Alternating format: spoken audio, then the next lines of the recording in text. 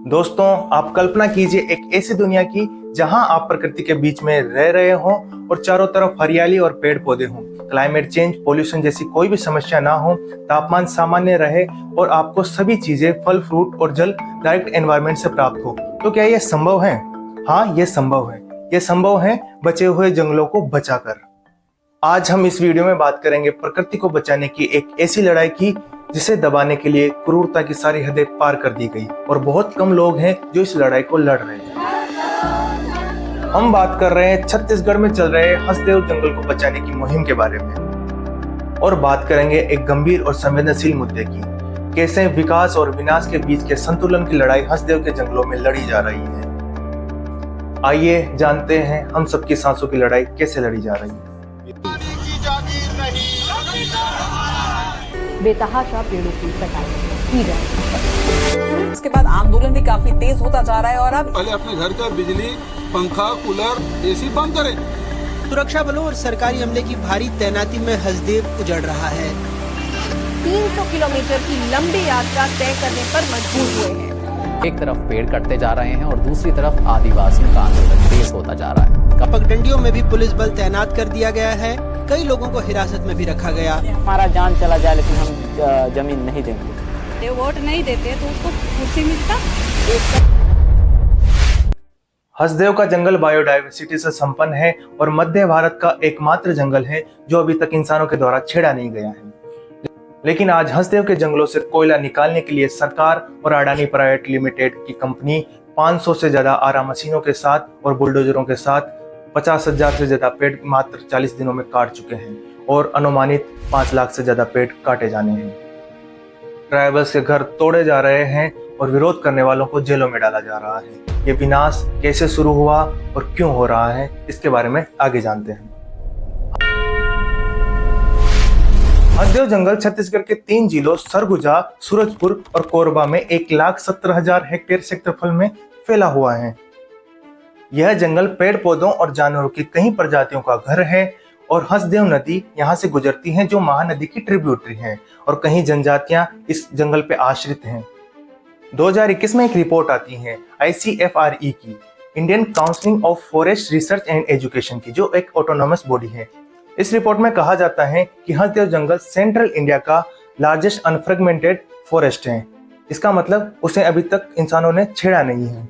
2010 में छत्तीसगढ़ की तत्कालीन बीजेपी सरकार PEKB, पारसा ईस्ट और कांताबावन, जो 2 इलाके हैं, उनके 1898 हेक्टेयर जंगलों को कोयला खदानों में बदलने की सिफारिश करता है और यह काम दिया जाता है अडानी की कंपनी अडानी इंटरप्राइजेस को। अडानी ग्रुप राजस्थान विद्युत उत्पाद निगम लिमिटेड के साथ बिजली के लिए एक करार करता है।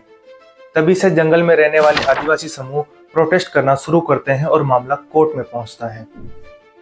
2011 में केंद्र की कांग्रेस सरकार फॉरेस्ट एडवाइजरी कमेटी बनाती है जो कि इस जंगल से कोयला निकालने के लिए मना कर देती है। लेकिन कुछ ही दिनों के बाद तत्कालीन पर्यावरण मंत्री जयराम रमेश जंगल के बाहरी इलाकों में कुछ शर्तों के साथ राज्य सरकार को माइनिंग करने की परमिशन दे देते हैं। 13 अप्रैल 2013 राज्य सरकार डेवलपर और ऑपरेटर दोनों का काम अडानी ग्रुप को सौंप देती है, जिससे अडानी ग्रुप के पास 450 मिलियन टन कोयले का सीधा कंट्रोल आ जाता है।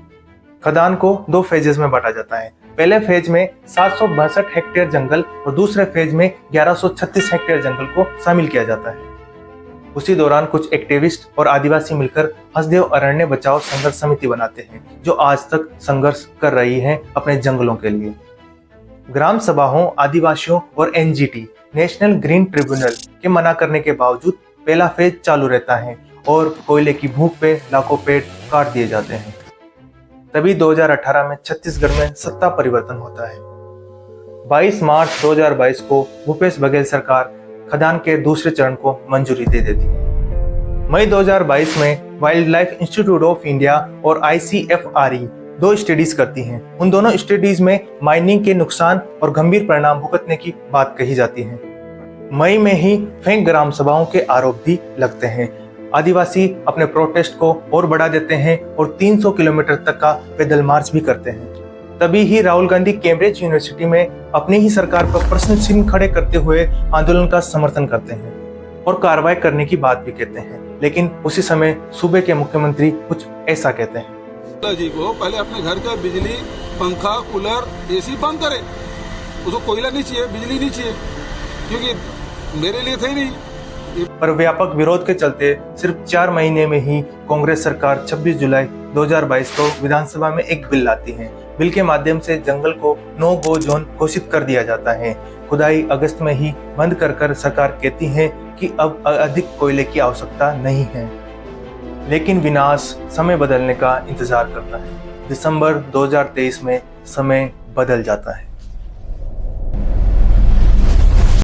3 दिसंबर 2023 को छत्तीसगढ़ में बीजेपी की सरकार बनती है और 29 में से 17 एसटी रिजर्व सीटें भी बीजेपी जीत जाती है। सीएम बनाए जाते हैं विष्णुदेव साय, जो कि एक आदिवासी हैं।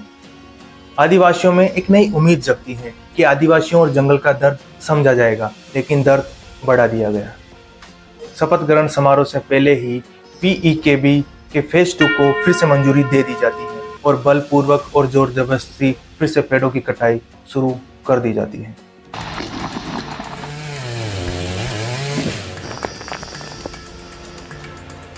विरोध करने वालों के घर तोड़ दिए जाते हैं, उन्हें जेल में डाल दिया जाता है और कुछ मुंह बंद करा दिए जाते हैं। अब पेड़ काटने की रफ्तार के साथ साथ पेड़ों की काटने की संख्या भी बढ़ जाती है। सरकार नई खदानों के साथ पुरानी खदान के विस्तार को भी मंजूरी दे देती है। 50,000 से ज्यादा पेड़ काट दिए जाते हैं और अनुमानित 8 लाख से ज्यादा पेड़ अभी काटे जाने हैं। 500 से ज्यादा ऑटोमेटिक आरा मशीनें, बुलडोजर लगातार पुलिस की निगरानी में कटाई कर रहे हैं। हमारे विकास के नाम पे किसी का घर ढहाया जा रहा है और दोनों मुख्य पार्टियां एक दूसरे पर इल्जाम लगा रहे हैं, लेकिन फिस रहा है आदिवासी और जंगली जानवर। मुख्य धारा के मीडिया पर इसकी कोई भी कवरेज देखने को नहीं मिल रही है। सरकार आदिवासियों और जंगल को पूरी तरह इग्नोर किए जा रही है। तो सवाल यह है, क्या जंगल की बलि ही हमारे डेवलपमेंट की परिभाषा हो गई है? इस दोहन से इस परिभाषा में फिर से सोचने की जरूरत आन पड़ी है। आज हंसदेव का जंगल वीरान हो रहा है और हरियाली के पहाड़ काली खाइयों में बदलते जा रहे हैं। इन काली खाइयों में है कोयला और सरकार का काला सच। सरकारें और कंपनियां कह रही है कि हमने करोड़ों का मुआवजा दिया है, लेकिन अभी तक लोग 10-10 सालों से मुआवजे का इंतजार कर रहे हैं। ये पैसा गया कहाँ? और कुछ मीडिया रिपोर्ट्स में यह भी बताया जा रहा है कि आदिवासी युवाओं को कंपनियां नशे की लत लगा रही हैं, जिससे जमीन कुर्क की जा सके, जैसा कि फिल्मों में होता है। सरकार के द्वारा फेक ग्राम सभाएं आयोजित की जा रही हैं, जिसमें गांव वालों की झूठी सहमति के प्रस्ताव पास किए जा रहे हैं। सरेआम PESA act, panchayat extension to schedule area 1996 का उल्लंघन किया जा रहा है। इसके तहत ट्राइबल्स को जंगलों में पूरा अधिकार दिया जाता है, लेकिन आज ऐसा नहीं हो रहा है। ये सभी सरकारें कर रही हैं। अब कुछ लोग ये दलील दे सकते हैं कि ये नहीं करेंगे तो बिजली कहाँ से बनेगी, लेकिन फिर सरकार किस लिए है? सरकार को चिंतन करना होगा और ग्रीन एनर्जी को फंडिंग करनी होगी। सरकार का काम है रिसर्च करना। क्या सिर्फ कोयले से ही बिजली बनती है? हमारे पास थोरियम के भंडार हैं, जिससे हम कहीं ज्यादा बिजली बना सकते हैं, लेकिन सरकार शोध नहीं करना चाहती। सरकार बहुत आसान तरीका अपना रही है और वह शोध करने और पैसा फंडिंग करने से बच रही है, क्योंकि सरकार को इससे एफर्ट्स भी नहीं करने पड़ेंगे और जंगलों की जमीन भी आसानी से मिल जाएगी। कमी है दृष्टिकोण की। राजस्थान 16 तरीके से अपनी बिजली की जरूरतें पूरी कर सकता है, लेकिन सरकारों की मंशा नहीं है। भारत सरकार एक तरफ कह रही है कि वह ग्रीन एनर्जी को प्रमोट कर रही है और दूसरी तरफ कोयला से चलने वाले बिजली घर भी लगातार बढ़ाती जा रही है। सरकारों की सच में मंशा नहीं है और हम पर्यावरण की चिंता करना भूल चुके हैं। लगातार क्लाइमेट चेंज का असर देखने को मिल रहा है। सरकार सोई हुई है क्योंकि उसे इस नाम पर वोट नहीं मिलते हैं, इसलिए हमारी सरकारों ने विनाश को ही विकास समझ लिया है।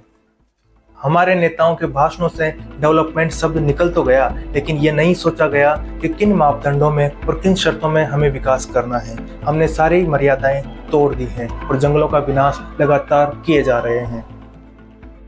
हंसदेव के जंगल में धूल के गुब्बार दिखाई देते हैं। हाथी और अन्य जानवर शहरों की तरफ मुंह कर रहे हैं और जनजातियां अपनी परंपराओं और सभ्यताओं को बचाने के लिए जूझ रही हैं। नदियां सूख चुकी हैं।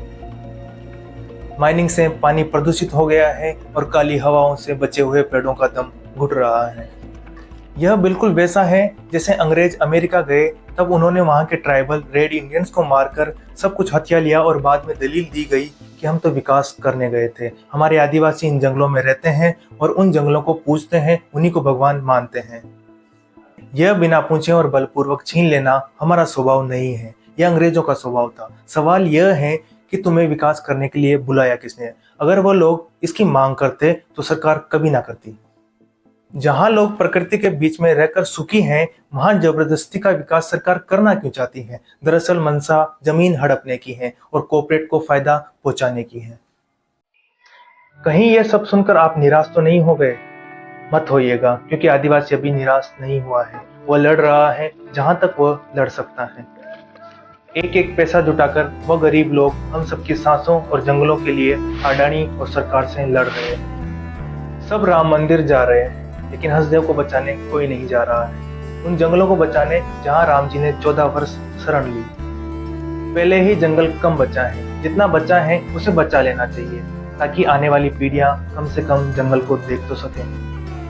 यह सच जितना कड़वा है उतना जरूरी भी। पता नहीं इस वीडियो को कोई पूरा देखेगा भी या नहीं, पता नहीं इससे फर्क पड़ेगा या नहीं, पर अगर आदिवासियों और हंसदेव के जंगलों को इससे सपोर्ट मिलता है तो ये ठीक है। आप इस वीडियो को शेयर कर सकते हैं ताकि लोग उनकी आवाज़ को सुने और उनका दर्द समझ सकें। नमस्कार, मैं भास्कर।